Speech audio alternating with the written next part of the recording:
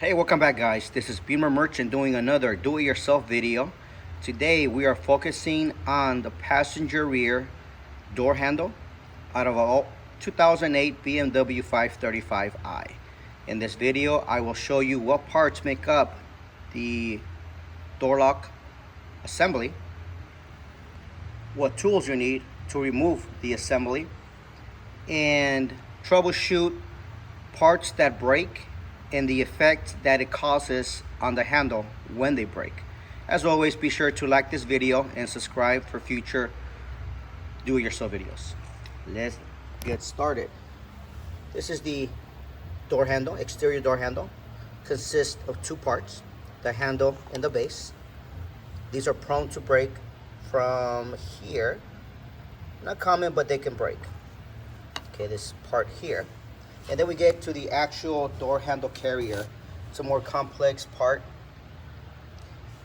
This part here has a cable that goes around and it attaches to the door lock actuator.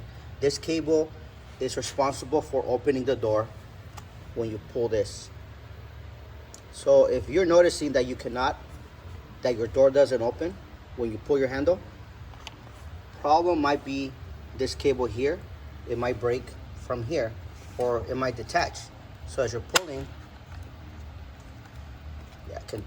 it breaks from here. So you're pulling, nothing pulls. So that can be one issue right here.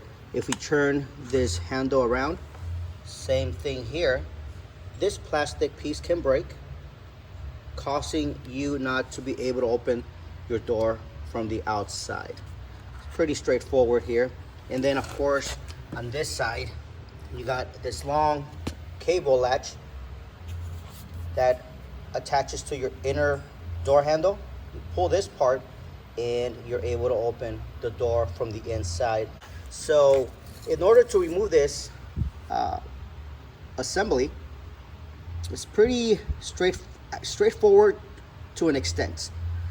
These are the tools that you'll be using. You need this long screwdriver-like torx, and this is a 25. You are going to need a 30 and an extension, tack remover, my favorite. You are going to need this bad boy here too, and this is a 20. Okay, I use a driver here and a light just so you can see what you're doing. And the reason why I like to focus on this specific part of the video is because there's nothing more frustrating for me, and I'm sure for you guys, than going back and forth to the toolbox. That kills time, kills energy, and it just makes the process go longer than it's supposed to go. In the next video, I will show you how to remove these parts. Thank you for watching. Be sure to subscribe, and for any of these parts, please visit our website posted below. Thank you, and be sure to check out the next video.